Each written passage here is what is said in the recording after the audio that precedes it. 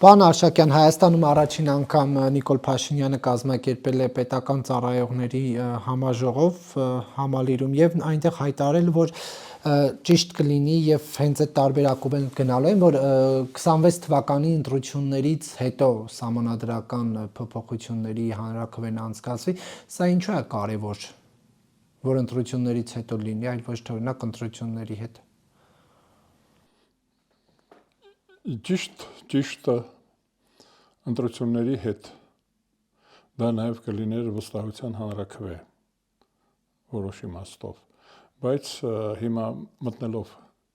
քաղաքացիական պայմանների կուսակցության տրամաբանության մեջ մտածենք, որ եթե ընտրություններում, այսինքն եթե չէ, շատ հնարավոր է, որ ընտրություններում անակնկալներ լինեն, այդ անակնկալները կարող են եւ նոր սահմանադրության անհրաժեշտություն առաջացնել։ Այսինքն այն սահմանադրության նախագիծը, որը որ մենք դեռ չենք տեսել, բայց ես ենթադրում եմ, որ Նիկոլ Փաշինյանը ինքը տեսել է, ծանոթ է։ Ու այդ սահմանադրությունը շատ հնարավոր է, որ չհամապատասխանի իր դրույթներով նոր ձևավորված կամ նոր ձևավորվող իշխանության ազգային ժողովին։ Ուրեմն մեծահոգաբար Նիկոլ Փաշինյանը ասում են, թող նոր ազգային ժողովը իր ուղումներով, իր ծրագրերով, իր իդեաներով, իր գաղափարներով, այսինքն հնարավորություն է տալիս նոր իշխանություններին սահմանադրության մեջ փոփոխություններ, նախագծի մեջ փոփոխություններ կատարել ու նոր դնել հանրաքվեի։ Ես կարծում եմ, որ սա բարի կամքի դրսևորում է իմ կարծիքով։ Թե վստահություն չունենալու իրավիճակա, որ կընտրվեն, չեն ընտրվի։ Չեմ կարծում, որ անակնկալներ կարող են լինել, բայց ոչ այդ ուղղությամբ։ Կաղ բադիկ չի Նիկոլ Փաշինյանը, այդպես են ասում, չէ՞, երբ որ ավարտին է մոտենում ընտրովի իշխանության ժամկետը, դրանց ասում են կաղ բադիկ։ Նշանակում է եւ ուրիշ բադիկներ էլ կան։ Ուրեմն ես կարծում եմ, որ դա մեծահոգություն է, ինքնավստահություն է ավելի շատ, որ բան է տալիս, շանս է տալիս ապագա ընդդիմությանը, ասում է հաղթեք ձեզ հարմար սահմանադրություն կդնեք քվեարկության։ Ու դա ես կարծում եմ հենց ինքնավստահության հետևանք է, եթե նա վստահ լիներ, որ ուրիշի հաղթանակ է լինելու, ինքը հիմա նախորդ կդներ կանցկացներ մի սահմանադրությունը, որը որ կապահովեր իրեն հաղթանակ։ Դա տրամաբանություն կա դրա մեջ։ Ես կարծում եմ, այդ տրամաբանությունը մեծահոգության տրամաբանություն է, բայց քաղաքականության մեջ դա կոռեկտ չի։ Ես այսօր պետք է դներ վաղը, որովհետև սահմանադրությունից բխում է մեր ամբողջ կյանքը։ Այդ սահմանադրությունը գրված է գուբերնիայի համար, սովետական միության սահմանադրությունն է, սովետական միության սահմանադրությունը վերջի Աթաթուրքի գրած սահմանադրությունը 1923 թվականին, 1982 թվականին վերանորոգված սահմանադրության պատճեն է։ Ինչ է կարծում, անկախության հռչակագիրը կհանվի, թե չէ սահմանադրությունից։ Անկախության հռչակագիրը դա նախորդ իշխանությունների գնահատականն էր քաղաքական։ Այս սովետական իշխանության գնահատականը Հայաստանի Հանրապետության հռչակման հռչակագիրն էր։ Դա եթե լինեինք մենք համարձակ եւ ազնիվ ու անկեղծ, պետք է տայինք անպայման սովետական միության գնահատականը։ Այ երբ որ ասում են երկրորդ հանրապետություն, չէ՞, երրորդ հանրապետություն։ Այ երրորդ հանրապետություն նշանակում է մենք տալիս ենք երկրորդ հանրապետության բացասական գնահատականը։ Եթե դրական կարծիք ունեինք սովետական Հայաստանի մասին, սովետական սոցիալիստական Հայաստանի մասին, այլևս պետք չէր հռչակագիր, պետք չէր որևէ բան հռչակել։ Ուղղակի պետք է շարունակեինք որոշ փոփոխություններ պերեստրոյկա անելով։ Եվ հիմա Նիկոլ Փաշինյանը կարծում է, որ իր ներքին լեգիտիմության ամրապնդումը պետք է արտահայտվի նոր սահմանադրության ընդունմամբ, ինչով է կարևոր նոր սահմանադրությունը ներքին լեգիտիմության հարցում։ Ես շարունակեմ միտքը փաստորեն դուք ինձ օգնում եք, շնորհակալություն։ Քանի որ Երրորդ հանրապետության հիմնադիրները չուզեցին գնահատական տալ, չհամարձակվեցին ավելի ճիշտ գնահատական տալ Երկրորդ հանրապետության, այսինքն առաջի անկախ հանրապետության կործանողներին, բռնապետություն ստեղծողներին, պատկերացնում եք հայ ժողովրդին ճորտացնողների մասին գնահատական չուզեցին տալ, ինչ որ խորամանկորեն, խճճված, խիտրաումնը հռչակագիր գրեցին։ Հռչակագրի մեջ գրեցին, որ քանի որ այսպես, այնպես, չէ, հիշում եք, ջարդ, եղեր, սովետականացում, Արցախի կորուստ, Ղարսի կորուստ եւ այլն այդպես գրեցին, դա հենց գնահատական էր, բայց պետք է լինել, քանի որ սովետական միությունը կազմակերպված Թուրքիայի հանրապետության հետ լիկվիդացրեցին անկախ Հայաստանը, Ազգերի լիգայի կողմից ճանաչված անկախ Հայաստանը լիկվիդացրեցին, մեր տարածքները բաշխեցին իրար մեջ, յուրացրեցին, կողոպտեցին հայ ժողովրդին, հայրենազրկեցին հայ ժողովրդին, մենք հռչակում ենք, որ վերադարձնում ենք անկախությունը, վերադարձնում ենք մեր ազգային ծրագրերը, ազգային անվտանգության խնդիրները, ազատություններ ենք հռչակում, դա հռչակագիր էր։ Հիմա այդ հռչակագիրը ենթադրում էր, որ սովետական միությունը կմնա որևէ ձևով, պերեստրոյկայի ձևով, կմնա սովետական միությունը, ու մենք այն նրան կից կլինենք անկախ ազատ ժողովրդավարական պետություն, բայց կից սովետական միությանը, այդպես ասած գանգատ էր դա, ոչ թե անկախության հռչակագիր էր, այլ գանգատագիր էր։ Հիմա ես կարծում եմ, որ շատ ճիշտ կլինի, որ նոր սահմանադրությունը նոր գաղափարներ հռչակի, նախ գնահատականը տա նախորդ իշխանությունների։ Մենք դրա մասին ենք խոսում, հեղափոխությունը, այ հեղափոխությունը պետք է գար իր սահմանադրությունով, իր հռչակագրով։ 2018 թվականին, այսինքն մեր սեղանին պետք է դրվեր հռչակագիրը։ Ինչ ենք հռչակում մենք։ Խաղաղության ծրագիր էր, պատերազմի ծրագիր էր, Արցախը Հայաստան է եւ վերջ, թե Արցախը այլևս Հայաստան չի, այսինքն պետք է հռչակվեր։ Հիմա չի հռչակվել 7 տարի ուշացումով կամ 8 տարի ուշացումով, ես կարծում եմ, որ պետք է լինի նոր հռչակագիր, բայց հռչակագիրը պետք է լինի նախորդ իշխանությունների գնահատականը եւ նոր իշխանության ու նոր հանրապետության, ես կարծում եմ, որ իսկապես պետք է լինի նոր հանրապետություն, նոր սահմանադրությունով, նոր կարգերով, նոր ծրագրերով, նոր նպատակներով, նոր գաղափարներով, այ հռչակվելու է նոր ծրագիր, թե չէ։ Հիմա դուք կողմ եք Արցախի դրվագը հանելուն, թե ոչ սահմանադրության։ Դա ընդհանրապես անիմաստ է դրա մասին խոսելը։ Դա ընդհանրապես անիմաստ է։ Ես համարում եմ, որ Արցախի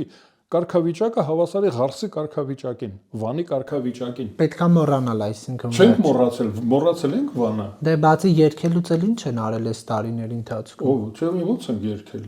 Դե բացի Ղարսի մասին երգելուց ուրիշ ինչ է արվել Ղարսը։ Նույնն էլ Արցախին է սպասվում հիմա։ Մենք ես ասում եմ, որ կից պետություն ենք եղել, ռուսական իմպերիան ունեցել է ծրագիր թուրքական պետությունը լիկվիդացնելու կամ իր վասալը դարձնելու, այդ ծրագրի մեջ շատ կարևոր դեր է կատարել հայկականությունը, այսինքն հայկականությունը եղել է առիթ, որպեսզի Ռուսաստանը հայկական առիթով, մինչև հիմա դա է եղել, հայկականը եղել է առիթ, պատճառ թուրքական պատերազմի վերջին Թուրքիայի հետ ունեցած հարաբերություններում, այսինքն պետք է հենց դա է եղել սովետական Հայաստանի գոյության պայմանը, ճիշտ այնպես, ինչպես ադրբեջանական հանրապետության գոյության պայմանը եղել է նա, որ Ադրբեջանով մտնեն Պարսկաստան, հետագայում Իրան, Իրանը լիկվիդացնելու կամ գաղութացնելու կամ կցելու կամ նվաճելու համար պետք էր մոտիվացիա,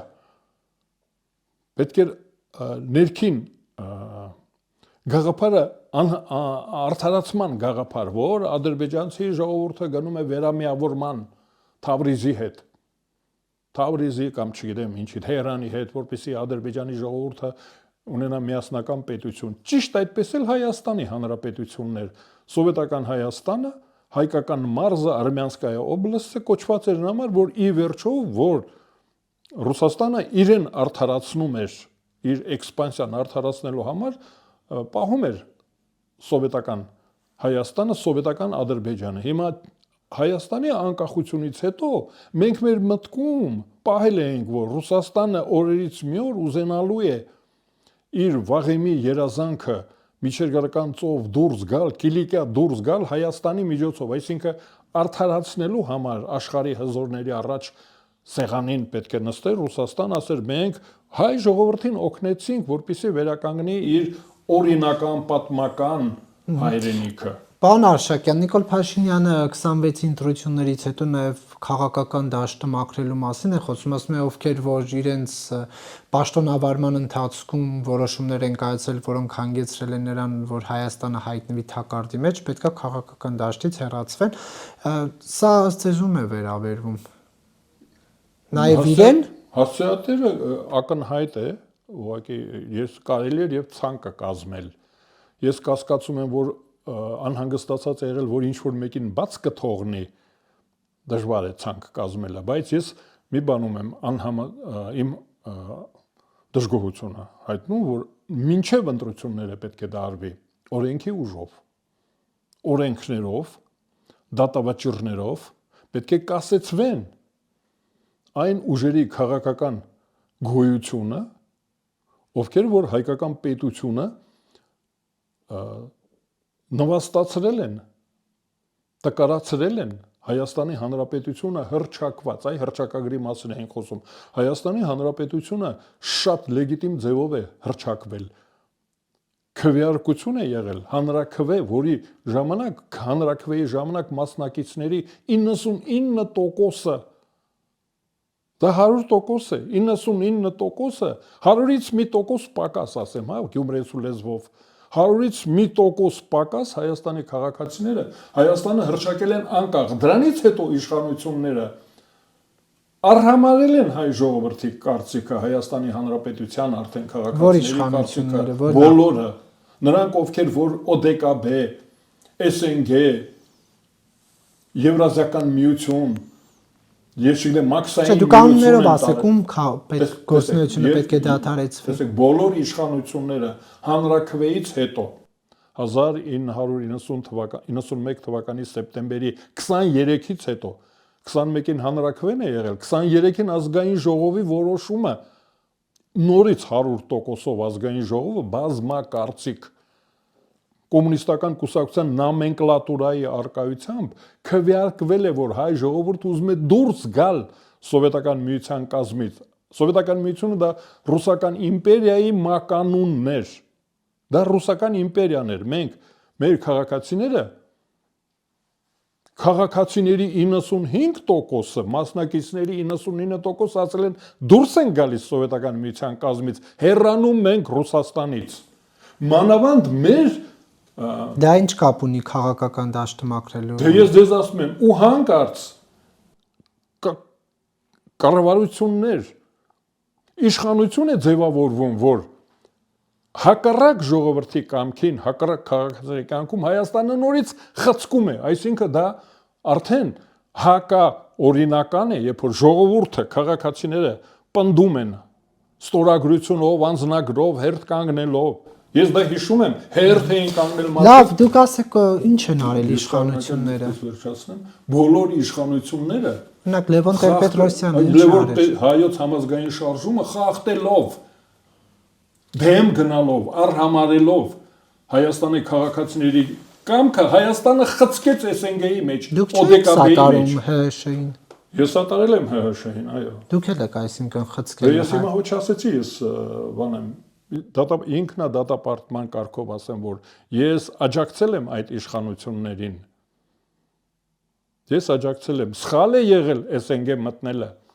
ՕԴԿԲ մտնելը սխալ է եղել։ Ես անձամբ ունեցել եմ հատուկ կարծիք եւ դա միշտ ասել եմ, որ չի կարելի, ասել եմ չի կարելի։ Մի արեք։ Բայց հաշվի եմ նստել իրականության հետ, որ ընտրելու հնարավորություն կար, միանալ ընդհանուր պետությանը, միանալ սովետական միությունը վերականգնողներին, թե միանալ հայոց համազգային շարժմանը, որը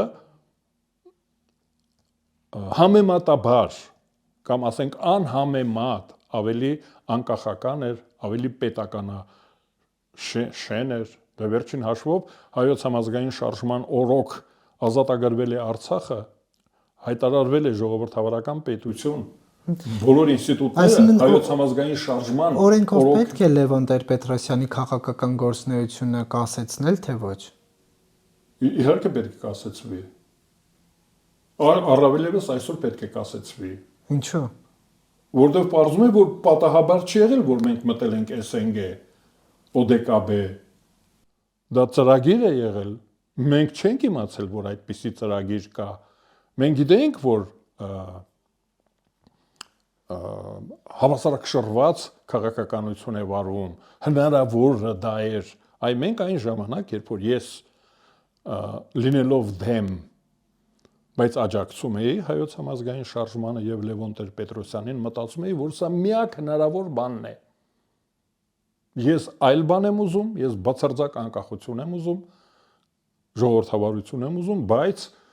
գործող քաղաքական ուժերի մեջ հայոց համազգային շարժումը եւ ղեկավարը շարժման կուսակցության արդեն Լևոն Տեր-Պետրոսյանը առաջարկում են ամենաընդունելին ինձ համար, այն ժամանակվա գոյություն ունեցող քաղաքական ուժերից ամենաընդունելին, ամենահարմարը հայոց համազգային շարժումն էր ու ես աջակցել եմ, բայց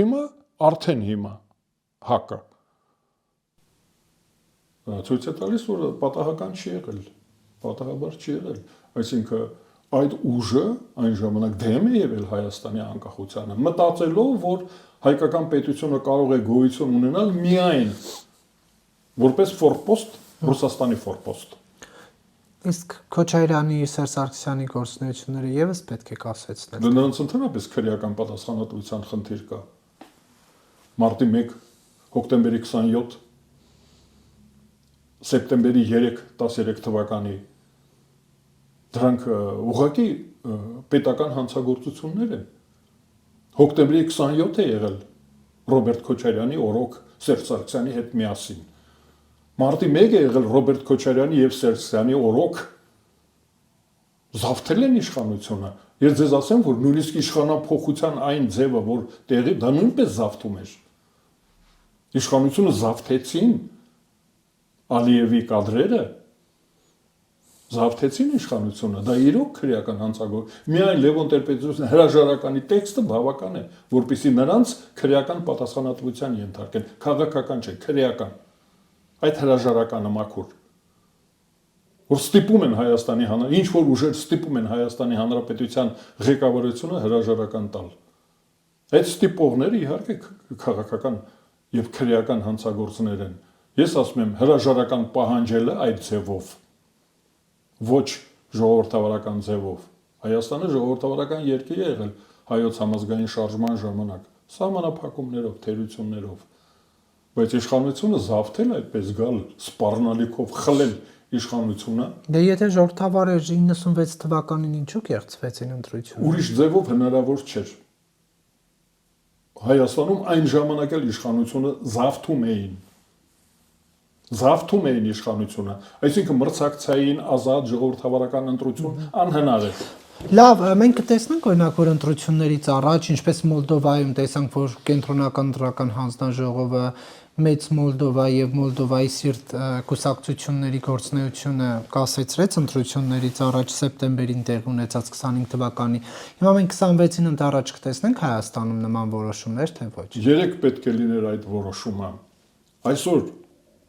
ուշ է, բայց այսօր պետք է լինի այդ որոշումը։ Ինոագենտները պետք է Հայաստանում քաղաքական իշխանություն չունենան։ Քաղաքականությունով զբաղվելու իրավունք չպետք է ունենան։ Օտարերկրյա շահերի ներկայացուցիչները Հայաստանում, քաղաքական շահերի ներկայացուցիչները, քաղաքական գործիչները, հասարակական գործիչները,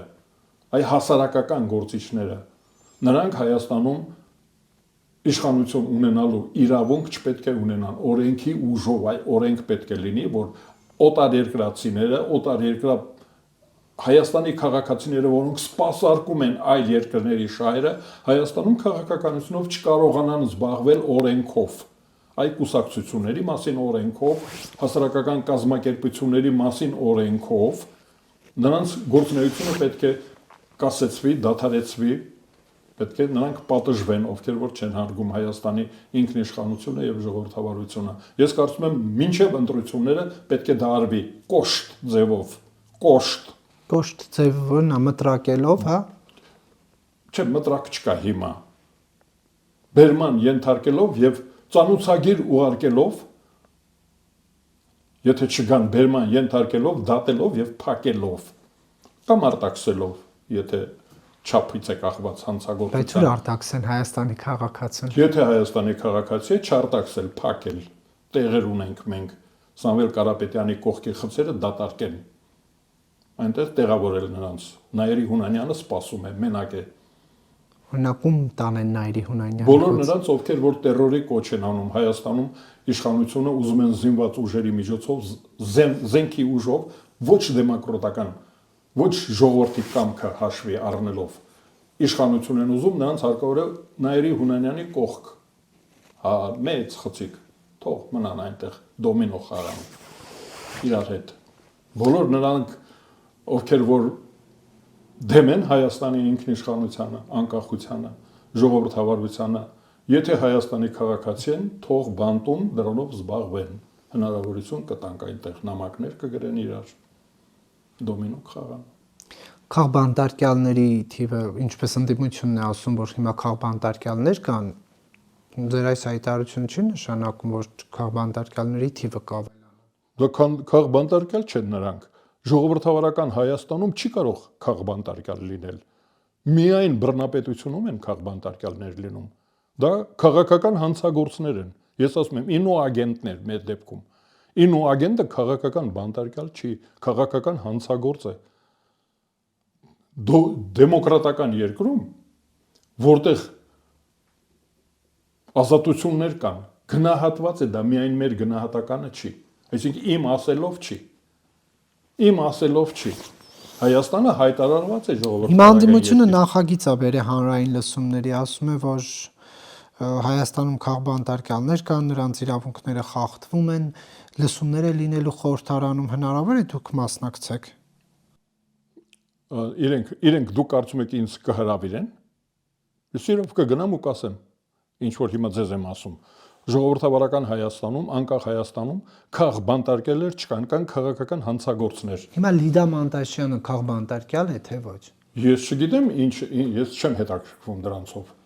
Ես փաթեթով եմ դրանց տեսնում։ Բագրատ Գալստանյանի այդ Լսել եմ, այո։ Լսել եմ, տեսել եմ նրա կազմակերպած միջոցառումներ, այո։ Նա քաղաքական հանցագործի իմ կարծիքով, դատարանի կարծիքը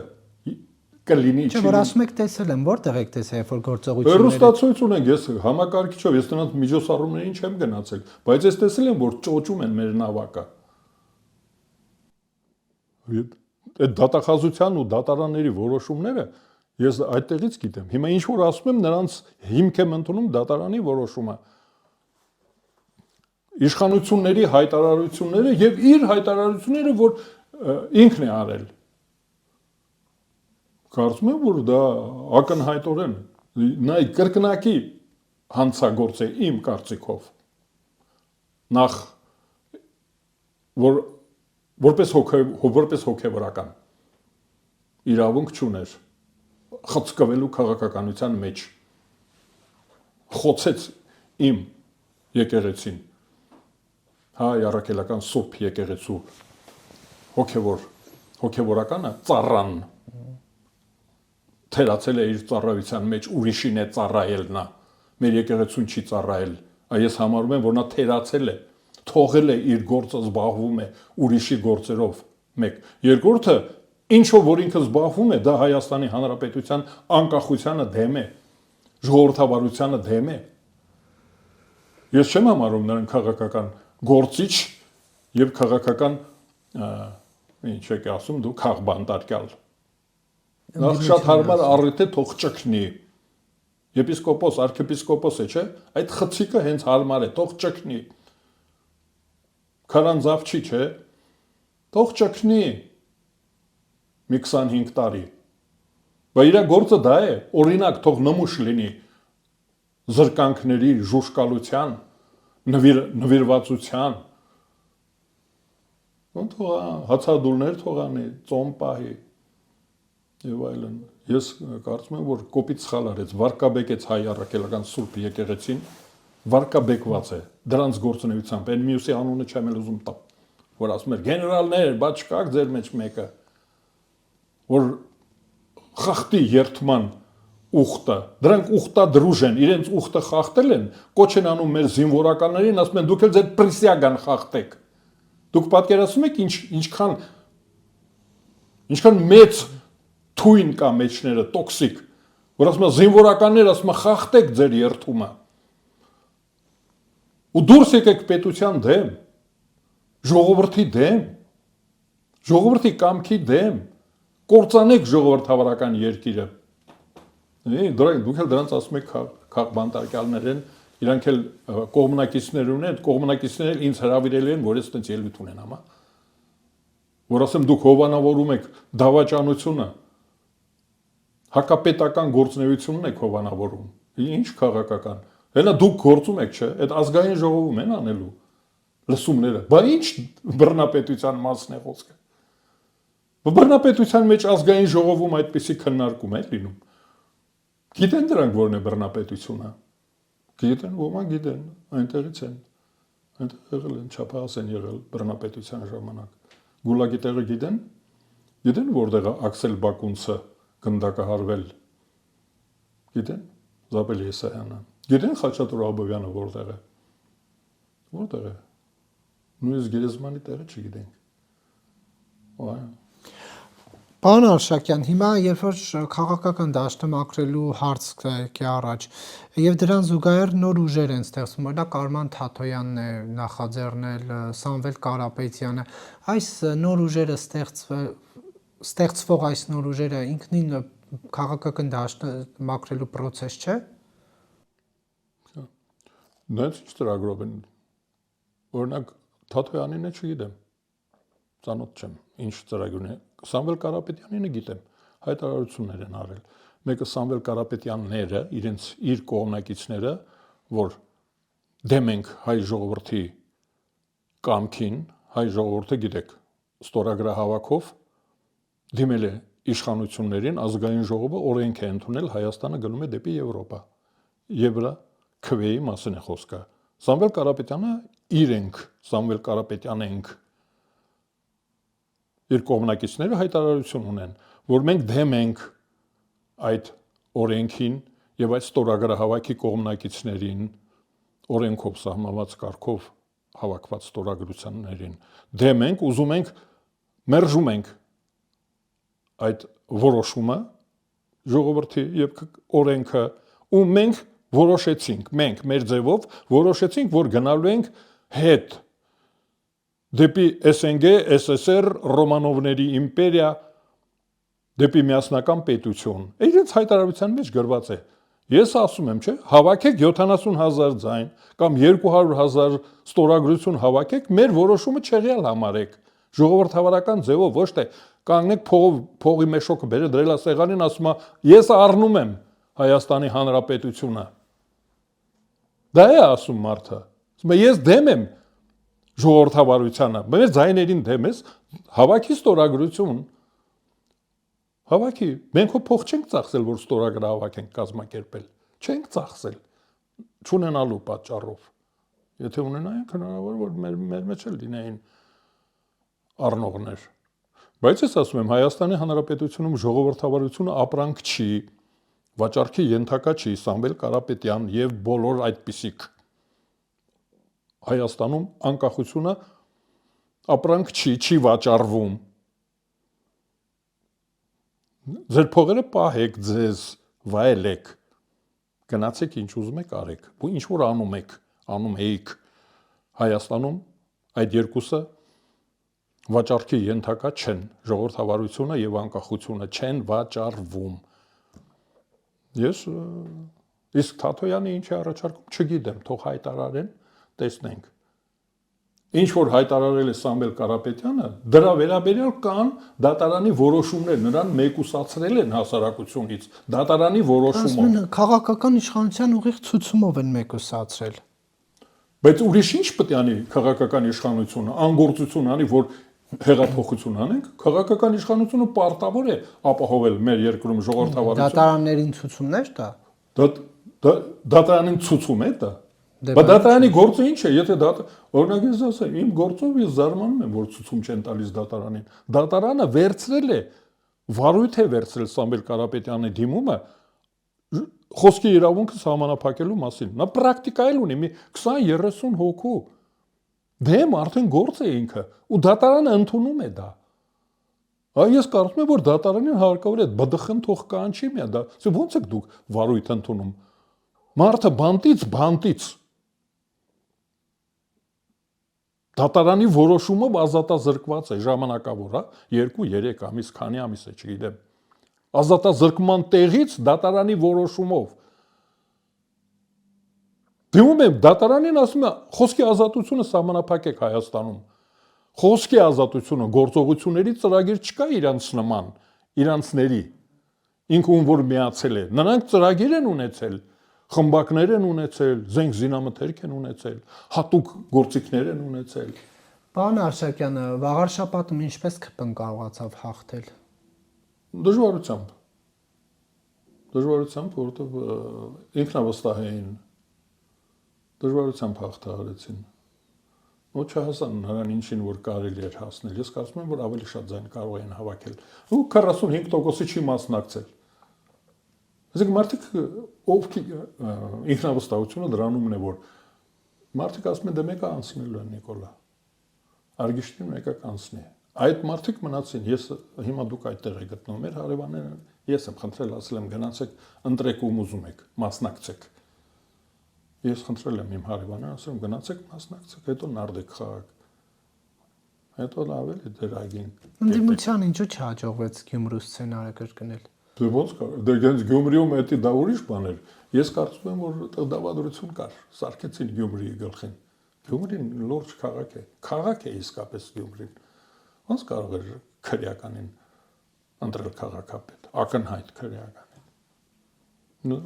Չգիտեմ, դավադրություն էր Գյումրիի դեմ։ Վաղարշաբաթում դա չեղավ։ Վաղարշաբաթը Ինչ օրինակ ասում են Քոչարյանը 2 կուսակցությունով էր նույնիսկ մասնակցում այս ընտրություններին։ Այդքան փող ունենամ, ես 20 կուսակցություն կբացեմ այս մեր օրենքներով։ Դրա համար եմ ասում, փակեք։ Օրենքները ընտրությունների մասին օրենքը կարգավորեք, կուսակցությունների մասին օրենքը կարգավորեք, այդ հանձնաժողովը ցրեք։ Գիտեք, հանձնաժողով ունենք մենք։ Ես դրանց ասում եմ խորթ վիլակների, պետաիրավականը։ Չեմ տեսել դրանց դրա մասին խոսելուց օրենքի այդ նախաձեռնությունները, անհանգստությունը, տագնապը, Եգորյան Էդիկի թախտով է զբաղեցրել։ Բայց չեն կարողանում մի հատ հետ տվեք տեսեք ով է, ինչեր են արել մարդիկ 30 տարի առաջ։ Պետություն են հիմնադրել, բայց ինչ է, ովքեր են։ Այսօր մենք դրա մասին պետք է խոսենք։ Պետաիրավական հանձնաժողով ասենք թե խորթ վիլականոցից։ Խորթ վիլակ, տեսնեք, մեղմ եմ ասում, ուրիշ բաներ կարելի ասել։ Անգործության մասին էի խոսում, ասում եք պետությունը ինչի է հանձնարարում, բայց ինչ պետք է անի պետությունը, այդ հանձնաժողովին պետք է հանձնարարի պետություն, ասի աշխատեք։ Կրոնական կազմակերպությունների մասին օրենքը դրեք քննարկման։ Դուք ունեք կարծիք։ Այդ հիմա որ ասում եք սահմանադրությունը կդնեն երբ ուզենան, պետաիրավական հանձնաժողովը թող բացատրություն տա։ Բացատրություն տվեք այդ բյուրոկրատներ, շատ բացասական իմաստով։ Ինչ եք մեր հացը ուտում, ինչ եք մենք ձեզ փող տալիս։ Ինչ է կատարվում այս կրոնական կազմակերպությունները, այդ ինչ է կանում։ Հանդես եկեք, առաջարկություններ հաշտեցրեք, կռվածրեք, պարզեք, բացատրեք։ Պարոն Արշակյան, բայց վաղար շաբաթի ընտրություններն ինչպես եղավ, որ Նիկոլ Փաշինյանին նոր լիցք հաղորդվեց կաթողիկոսի դեմ գործողություններում, որտեղ ընտրության արդյունքների նախնական հրապարակումից շատ չանցած Facebook-ում գրեց, որ սա նոր լիցք էր իր համար, որ ավելի եռանդով կաթողիկոսին հեռացնի։ Դե ես կաթողիկոս, դուք լավ է որ կաթողիկոս եք ասում։ Քանի դեռ ամենայն հայոց կաթողիկոսը այդ մարդն է, ուրեմն նա ամենայն հայոց կաթողիկոսն է եւ վեհափառն է։ Պետք չի խաղալ դրա հետ, այդ կազմակերպության հետ պետք չի խաղալ։ Հարկավոր է շիտակ լինել, փաստեր ունեք, ներկայացրեք, լիցենզիան հետ կանչեք։ Դա շատ հասարակ բան է, արդարադատության նախարարությունը գալիս է ասում է, որ այս կետերով խախտումներ են եղել։ Իրենց կանոնադրությունը խախտել են իրենք հոգևորականները, մեր եկեղեցու ծառաները լավ չեն ծառայում։ Բայց դրա համար մենք ունենք արդարադատության նախարարություն եւ շատ ներկայանալի նախարար։ Ակնհայտորեն ներկայանալի է։ Այ ինչքան որ ինքը խոսում է, ես նայում եմ։ Կարող եմ անջատել, բայց նայել, ձայնը չլսեմ, նայեմ։ Ուրեմն 70+ իմ տարիք։ Ուրեմն ուրիշ բան չէ էլի։ Ուրեմն լիցենզիան հետ կանչեք։ Ձև կա Հայաստանի Այսինքն հայ առաքելական Եթե եկեղեցու խախտումները, տեսեք, Ռեգիստրում որպես կրոնական կազմակերպություն է գրանցված։ կրոնական կազմակերպությունը Չեղարկեն պետական գրանցումը։ տեսեք, պետական գրանցումը պետությունը գրանցել է հատուկ կանոնադրությունով եւ ծրագրերով կրոնական կազմակերպություն։ Եթե այդ կազմակերպությունը խախտումներ է անում, ուրեմն մեր շահերը հետևորդների, հայ առաքելական Սուրբ եկեղեցու ուղղափառ եկեղեցու հետևորդների շահերը պետք է պաշտպանի մեր պետությունը։ Արտասահմանում այնտեղի պետությունները պարտավոր են պաշտպանել այնտեղ էլ դուք գիտեք որ նրանք էլ այն պետություններն էլ պարտավոր են պաշտպանել հետևորդներին կրոնական կազմակերպությունների։ Ուրեմն մեր պետությունը պարտավոր է պաշտպանել մեր հավատացյալների շահերը։ Եթե կրոնական կազմակերպության մեջ բյուրոկրատները, չինովնիկները, ծառաները, հոգևորականները խախտում են մեր իրավունքները, օրինակ մեր անդամավճարները, նվիրատվությունները, չեն ծառայեցնում, չեն օգտագործում հայտարարված նպատակների համար, ասենք հարճ ունեն, ոնց են ասում, դա հարճ են ասում, չէ՞, սիրուհի ունեն, երեխաներ ունեն, ուխտը դրժել են, շռայլում են, օրինակ Bentley, Yashik, Gelände Wagen են, ինչ է այդ ավտոներն, թանկարժեք, ասինքն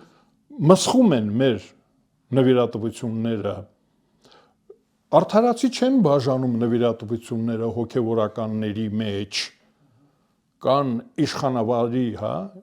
ֆեոդալավարի ապրող մարդիկ եւ կան թշվառության մեջ մնացած կրոնականներ։ Ուրեմն մեր պետությունը պարտավոր է այդ հոգևորականներին հետ կանչելու օրենքով գրված է, չէ՞, կանոնադրությունը, ծրագիրը, դրանք կանոնադրությունը, ծրագիրը մեր եկեղեցու խախտում են, չէ՞, մեր օրենքները խախտում են, չէ՞, աշխատանքից հեռացնում են, պատժում են, ինչեր են անում, մենք չգիտենք, իրավունք չունեն, օրինակ, ես միշտ այդ օրինակը բերում եմ, ականջը կտրելու օրինակ, կարող է իրանց մոտ ընդունված է ականջ կտրելը։ Բայց Նիկոլ Փաշինյանը երբ որ նշում է նոր լիցք է ստացել, դա ինչպես է դրսևորվելու ըստ ձեզ։ Դա պետք է տեսնենք։ Նիկոլ Փաշինյանը երբեմն հանդես է գալիս որպես պրոպագանդիստ, իր հին մասնագիտությունը ձեր գործով ոնց է։ Գիտեք, երկար տարիներ նա քարոզիչ է եղել, քարոզչական պրոպագանդիստական տրյուկ է դա։ Բայց որպես վարչապետ ես չեմ հասկանում այդ լիցքը որն է։ Ինձ համար լիցքը արդարադատության նախարարության եզրակացությունն է կրոնական կազմակերպության գործունեության մասին։ Այ վարչապետին այդպիսի լիցք է պետք կազմակերպության մասին արդարադատության նախարարության կարծիքը խախտումներ եղել են թե չէ։ Դա վարչապետի համար լիցք է։ Կանչում է ինքը արդարադատության նախարարության նախարարին, ասում է՝ «Տիկին նախարար, ինչ խախտումներ կան կրոնական կազմակերպություններում, ինչ են անում դրանք մեր հավատացյալների հետ»։ Ու գործը գնաց, process пошел։ Հիշում եք Գորբաչովն էր ասում, գործընթացը սկսվում է այդպես, հոգևորականներ կան, որ բողոքում են, խանգարում են պատարագ մատուցելուց, ծառայություն կատարելուց, այսինքն վերադաս իշխանությունները համայնքին զրկում են սիրելի, ընդունելի, հարգելի հոգևորականի Տեսեք, բայց Նիկոլ Փաշինյանն իրեն դրել է անթերի հա գործչի տեղ, մեկ եկեղեցու մաքրությունից է խոսում, մեկ քաղաքական դաշտի, բայց արդեն 7 տարի է ծավալը իշխանության է, իր խնդիրներով ով պետք է զբաղվի, ով պետք է գնահատական տա իր խնդիրներին եւ արդյոք նա այն գործիչն է, որ իրավունք ունի բոլորին գնահատական տալու։ Մենք պետք է գնահատական տանք, ստորագրահավաք հետ կանչի, ազգային ժողովը լուծարելու մասին ստորագրահավաք սկսենք։ 600,000 ձայն հավաքենք, ովքեր որ հիմա դեմ են, բայց չկա կարծեմ նման կարգավորում սահմանադրություն։ Բա ոնց եղավ 18 թվականին կամ 90 թվականին, անցյալ դարի 90 թվականին։ Դեմարտիկ դուրս եկան փողոց իրավիճակը։ Գերհզոր սովետական միության դեմ մենք ասում ենք հռչակագիր, այդ որտեղ հռչակեցինք։ Սովետական միությունը գոյություն ուներ իր KGB-ով, իր գուլագով, ու Հայաստանի ժողովուրդը ոչ ասեց սովետական միությանը։ Շարունակեմ, այս դարի 2018 թվականին իշխանությանը ոչ ասեց, չէ, մերժեց։ Հիմա էլ եթե այդպիսի բան կա, հիմա էլ հավաքվեք։ Մարտնիկներ է ասել, իմիջիայլոց Նիկոլ Փաշինյանը ասել է, չէ, կեսբերան։ Ասել հավաքվեք, եթե դուք բոլորդ ճիշտ այնպես ինչպես ես եմ արել, արեք, ինձ հեռացրեք։ Չէ, ես չեմ կարճել։ Ոչ աթոռիչ, ոչ սեղանից, ոչ էլ գրիչ բան ունի, չէ, կնիկ, փեչատ ունի, չէ, չեմ կարճել, ասում հավաքվեք, ինձ հեռացրեք։ Ուղղակի որ դա դուք ասում եք, պարոն Արշակյան, ես հիշում եմ, թե ինչպես մի 30-ից ավելի ոստիկան հրապարակից կառավարության շենքի դիմացից բերման էր ենթարկում մի կնոջ, որը ընդամենը Նիկոլ Փաշինյանի դեմքով դիմակ էր դրել եւ ոչ մի բան չէր անում։ Եկել կանգնել էր վարչապետի աշխատավայրի դիմաց ու բողոքի ակցիա էր անում։ Հիմա Նիկոլ Փաշինյանը դուք հավատում եք, որ կհանդուրժի, որ մեկը քացով խփի եւ հանրային ռադիոյի դուռը բացի կամ ազգային ժողովում այդ ծխարծակող այդ բաները միացնի, ինչ իրենք էին անում, երբ որ զուտ դիմակը դրած մարդուն միանգամից բռնեցին 30 հոգով տարան։ Նիկոլ Փաշինյանը այդ հայտարարությունը ասում է, որ հեղափոխություն արեք, ինձ հեռացրեք այդքանից հետո։ Դե ես ասում եմ, որ եթե մի հոգի անում դա, բավարար չի։ Անշուշտ ես կարծում եմ, որ դա ինչ բան է, թողանեն էլ հիմա դիմակա դնում են, թողանեն, եթե խաղաղ ցույցեր են դժգոհության, թողանեն մարդիկ, շատ հնարավոր է, որ դա գեղեցիկ լինի, ճաշակով եթե արվում են, որպես ներկայացում էլ հետաքրքիր կլինի, չէ, ես կարծում եմ, որ բռնություն չի կարելի, եթե բռնություն չկա, բռնությանը բռնությունով պետք է պատասխանի, բայց եթե խաղաղ ակցիա է անում մարդը, թեկուզ ձեզ տհաճ, ձեզ ուզում է տհաճություն պատճառել, թողեք թող պատճառի։ Դուք էլ չէ որ մեզ եք պատճառ, իշխանությունը մեզ տհաճություն պատճառում է, չէ, հարկեր է ուզում, турքեր է ուզում, բանակ է տանում, անջատումներ է անում, չէ, ճանապարհներ է փակում։ Ես չգիտեմ ամեն ինչ անում է իշխանությունը։ Դրանք տհաճ են։ Ես ձեզ ասեմ, հարկեր մուծելը տհաճ է, ո՞ւմ է հաճելի հարկեր մուծելը։ Կամ 2 տարի գնալ բանակ, այնա լավ լիներ, իրենք էլ կգնային բանակ, էլի։ Չեն գնում բանակ, ասում են, ինչի ասում ես զբաղված էին գիտություն, գիտնական, Նոբելյան մրցանակ պետք է ստանայինք, Գրեմմի ենք ստանալու, Օսկար ենք ստանալու, այդ ովքեր որ բանակից ազատվել են, դրանց հարկավոր է կանչել ասել Օսկարը դիր սեղանին։ Չէ՞, կամ Նոբելյան մրցանակը դիր սեղանին։ Բանակից ազատվել ես, որովհետև գիտությունով ես զբաղվել։ Հիմա մեկը ազատվել է, հիմա արտգործ նախարարի տեղակալ է աշխատում։ Դե տեսնում եք, ես այն մեկին էլ գիտեմ, որ բանակից ազատվել է, որ վարչապետ է աշխատում։ Ես նրան էլ եմ ճանաչում։ Ասում եմ, դե գիտության հիմքով չի ազատվել, այլ երկու դե ընտանեկան ավել եղբայր հայրենի անձնազոհությունը չի ասում, որ ախպերս անձնազոհ է, ես պետք է անձնազոհ չլինեմ։ Ուզում ասել, որ բողոքի ցույցեր կարելի անել եւ թող տհաճ լինեն դրանք, բայց իշխանափոխության համար, եթե ընտրությունների միջոցով չի, մեր երկիրը համեմատաբար ժողովրդավարականն է, համեմատաբար։ Օրինակ Ամերիկայի Միացյալ Նահանգների հետ համեմատած ժողովրդավարական է։ Մեր մոտ ուղիղ ընտրություններ են, այնտեղ միջնորդված է։ Նույնիսկ ես ձեզ ասեմ ուրիշ բան։ Օրինակ Ֆրանսիայում նախկին նախագահը արտասահմանից փող է ստացել ընտրությունների ժամանակ, ընտրությունները հիմա բանտում է։ Մեր մոտ փող են ստանում, զենք են ստանում, մարդ են սպանում ու վայելում են դա։ Տեսեք, ես կարծում եմ, որ ընդդիմությունը հենց որ կունենա այնքան ռեսուրս, մերժելու ռեսուրս, որ կկարողանա ռադիոն գրավել, տելեգրաֆը գրավել, այդպես ասենք, կայարանը գրավել ու բանկը գրավել, դասականն եմ ասում, դասական հեղափոխությունը 19-րդ դարում դա էր տրանսպորտը գրավել, որ չփախնի հակառակորդը, Լյուդովիկոս 16-ին բռնեցին կարգը, արքայական կարգով փախնում էր, բռնեցին, հետ բերեցին, գլխատեցին, ուրեմն կարգը օդը փակեք, այսինքն տրանսպորտը փակեք, որ հակառակորդը չփախնի,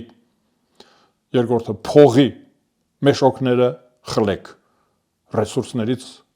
զրկեք հակառակորդին եւ նրանց քարոզչամիջոցները բոլոր տեսակի փակեք, հենց որ այդ բոլորը կանեն, ուրեմն նրանք կանցնեն իշխանության, մենք էլ ձեր հետ միասին մինչև այդ իշխանափոխությունը կհասցնենք լքել Հայաստանը, որովհետև մեզ հաստատ այս հանդիպման այս խոսքերի համար այնտեղ կասեն ռևերս ենք անում, ինչ էիր դու ասում Ազատ, քեզ քո ասած ձևով հիմա մենք կպատժենք։ Եվ վերջում պարոն Արշակյան, երբ որ կաթողիկոսին Վլադիմիր Պուտինը մեդալ տվեց, ասեցին ռուսական գործակալ է դրա համար տալիս է։ Հետո եղբորը տվեցին Եզրաս Սրբազանին, ասեցին նա էլ է ռուսական գործակալ։ Հիմա Տոկաևը Նիկոլ Փաշինյանին ոսկե արծիվ շքանշան է տվել։ Նիկոլ Փաշինյանն էլ ստացվում է, որ ղազախական գործակալ է։ Ղազախականը գիտեք, որ Լենգ Թեմուրի հայրենիքն է։ Լենգ Թեմուրը եղել է այստեղ, բացորեն ոսկե հորդան մեզ մեդալ տվեց։ Հետաքրքիր է։ Չէ, իհարկե մեծ տարբերություն կա։ Ռուսաստանը երբ որ մեդալներ էր տալիս, վարկաբեկելու համար էր տալիս։ Ռուսաստանը հիմա հայտարարում է, ասում է մենք բավարար ռեսուրսներ չունենք ֆորպոստ պահելու համար։ Հայաստանը որպես պետություն մեզ չի հետաքրքրում։ Մեզ շատ ավելի հետաքրքիր է օրինակ Թուրքիան եւ Ադրբեջանը, մահմեդական աշխարհը ընդհանրապես նույնիսկ Ռուսաստանի ներսում։ Մենք 25 միլիոն մահմեդական քաղաքացիներ ունենք։ Այսինքն Հայաստանի պատճառով մենք չենք կարող ընդհարվել Թուրքիայի հետ, մահմեդականության հետ ընդհանրապես եւ տեղում Ռուսաստանի քաղաքացի մահմեդականների հետ։ Դրա համար մարդիկ հատուկ մեր համար հերոստատեսությամբ ասացին, որ մենք ապահովում ենք Արցախի անվտանգությունը, հայեր Շուշին տալիս եք ու դուք հանգիստ ապրում եք։ Զորքեր բերեցին ու այդ զորքերի աչքի առաջ Արցախը դատարկեցին, այսինքն դա այնպեսի բան էր, որ ոչ ոք չպետք է կասկածի, որ Ռուսաստանը իրեն պետք եկած դաշնակից որպես հումանիստ, որպես կուլտուր դրեգեր, որպես քաղաքակրթություն տարածող, որպես քրիստոնեության հովանավոր, ասեց, որ ես ի վիճակի չեմ, ընդամենը կարող եմ ապահովել ձեր հեռացումը, հայրենազրկումը, կարող եմ ապահովել։ Խոստացել էի ապահովել Ղարսի անվտանգությունը, Իգդիրի անվտանգությունը, Էրզրումի Կարենի անվտանգությունը, Վանի անվտանգությունը, չեմ կարողանում անել դա, որովհետև ինձ պետք չի Վանը։ Եթե Ռուսաստանին Վանը պետք լիներ, Վանը նա կպահեր։ Եթե Ղարսը պետք լիներ Ռուսաստանին, Ռուսաստանը Ղարսը չէր հանձնի։ Եթե Նախիջևանը Ռուսաստանին պետք լիներ, չէր հանձնի, եթե Արցախը Ռուսաստանին պետք լիներ, չէր հանձնի Արցախը, եթե Երևանի օբլաստը, Երևանսկայա օբլաստը, եթե պետք լիներ, ինքը չէր ճանաչի անկախությունը 20 թվականին օգոստոսին, ճանաչեց, ասեց ձեզ լինի, Հայաստանը ձեզ լինի, չեմ ուզում։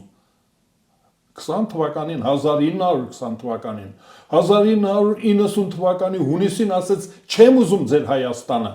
ինձ պետք չի, դուրս եկավ Սովետական միության կազմից Ռուսաստանը, դուրս եկավ գնաց, 91 թվականի դեկտեմբերին Ռուսաստանը արդեն, Սովետական միությունը արդեն չկար, ասեց չեմ ուզում Հայաստանը, ընդհանրապես ոչ մեկիդ էլ չեմ ուզում, գնացեք հանրաքվե անցկացրեք, ուզում եք միանալ հատուկ կարգավիճակով, որպես ավտոնոմ մարզ, ոնց որ Թաթարստանն է։ Եկեք, ծնկաչոք եկեք։ Մենք որոշեցինք, որ չենք գնա։ Մենք որոշեցինք, տեսանք, որ ինքը հեռացել է, ասում է մի պայմանով, ծնկաչոք եկեք խնդրեք, որ ես ձեզ որպես պիտացիելնaya սրեդա ընդունեմ։ Ուրեմն Ռուսաստանը մեզ վռնդել է իր երկրից, որովհետև իրեն Արմյանսկայա օբլաստ, Արմյանսկայա ՍՍՍՌ-ը, Արմենիա как ռեսպուբլիկա, իրան հիմա պետք չի, իրենք հայտարարում են դա, իրենք համագործակցում են մեր մրցակցի, հակառակորդի, թշնամու հետ, համագործակցում են, Հայաստանը իրենց այսօր պետք չի, կան ռուսներ, նույնիսկ քաղաքական գործիչներ, որոնք ասում են, որ մենք որպես քրիստոնյաներ, որպես խաչակիրներ, որպես մարդասերներ, ուզում ենք, որ դուք մեր կողքին լինեք, գալիս են, խոսում են, հայերեն բառեր են նույնիսկ արտասանում մեզ, որ հաճելի լինի, բարև ձեզ, ես ձեզ սյուրում եմ ձեզ, Հայաստան, սյուրում եմ, ասում են, դա այլ բան է, դա Ռուսաստանը չի, այ հիմա Վենեդիկտովը եկել է ձեր գործընկերը, ասում է, որ գիտեք, մենք շատ ենք ուզում, որ դուք մեր կողքին լինեք կամ մենք ձեր կողքին լինենք, բայց մենք հիմա հնարավորություն չունենք, մեր գլուխը խառն է, ձեր գլխի ճարը տեսեք, հնարավորություն ունենանք կգանք, ձեզ չենք հարցնի, դուք ուզում եք մենք գանք, թե չեք ուզում, մենք կգանք, եթե մենք հնարավորություն ունենանք ու Հայաստանը մեզ պետք լինի, հիմա ես ասում եմ, որ այդ մեդալներ տալը հոգևորականներին վարկաբեկել էր, մարդը, որ հանձնել է Վանը, Ղարսը, Իգդիրը, Տոկաևի մեդալը ինչու վարկաբեկից չի։ Դե որտեղ նա ոչ մի բան էլ չի ուզում մեզանից, ասում է կարամ ձեր ճանապարհով ես էլ իմ ծորենը ուղարկեմ Թուրքիա։ Դե ասում եք, հա, եթե մեզ էլ մի քիչ ծորեն տաս, հետո փողը տաս, այդ ճանապարհը սպասարկելու փողը իմիջիալոց ամերիկացիներին պետք է տաս։ Ամերիկացիներն մեզ են արդեն ահագին փող են տվել։ Դա է։ Դա ինչ է ուզում մեզան Ղազա կամ Ղրղստանը կամ Տաջիկստանը։ Ում եք ուզում ասել, էլ որ երկիր է կա։ Նույնիսկ Պակիստանը ինձ համար ոչ սիրելի երկիրը։ Նրանք ինչ թող մեդալ այլ տալիս են ինչ, որ ճանապարհ տանք։ Այ դա այլ բան է, հաճոյանալ էր։ Տարբերությունը ո՞րն է։ Նա վարկաբեկեց ասեց՝ մի վստահեք սրանց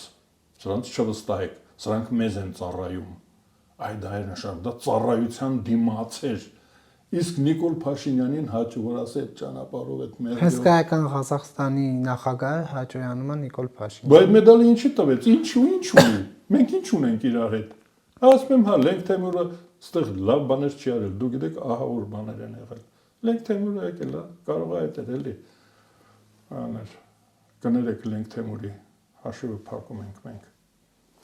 Շնորհակալություն, պարոն Արշակյան։ Շնորհակալ եմ հրավերի համար։